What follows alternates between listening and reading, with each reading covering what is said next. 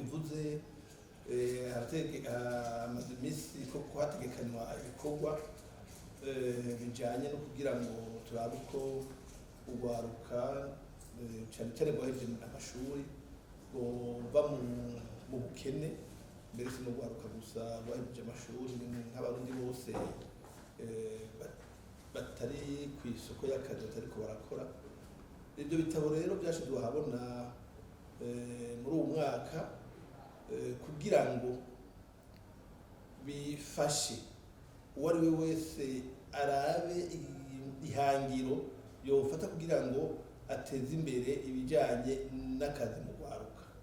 Nk'uko mwabibonye ni ibitabo bibiri bihanahana, kimwe gishigikira ikindi.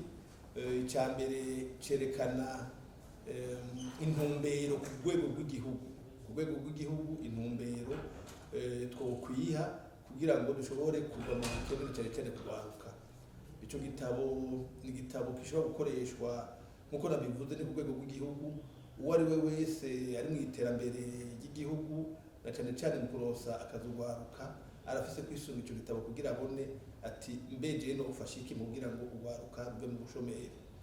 Ikigira kabiri nk'uko nabivuze birahanahana ni kijanye n'ingene ikigo OBM coshobora gukomezwa kigatezwa imbere kugira naco nyene kije mu bandi bazoba bari muri iryo hangiro ryo kurwanya ubushomeri, kurwanya ubukene mu rwaruka.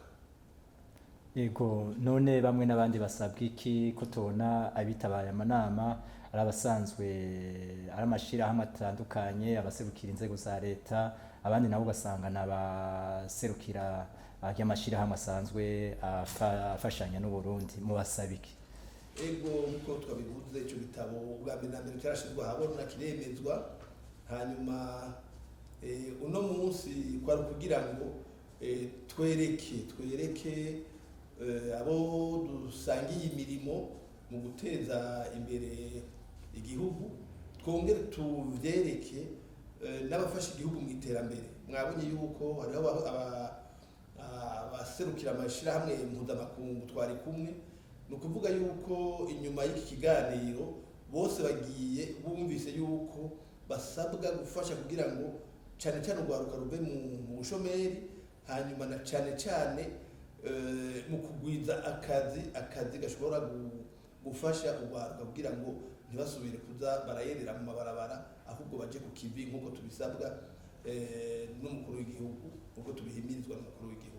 Ukuntu igitabo cubatse, tukaraba nabo twakoranije ngaha, umwe wese ashizemo uruhara rwiwe, umwe wese agashiramo uruhara atagukekeranya, agashiramo ingoga afise zose, haba muri guhera twebwe aba leta, haba no mu basanzwe bafasha igihugu mu iterambere.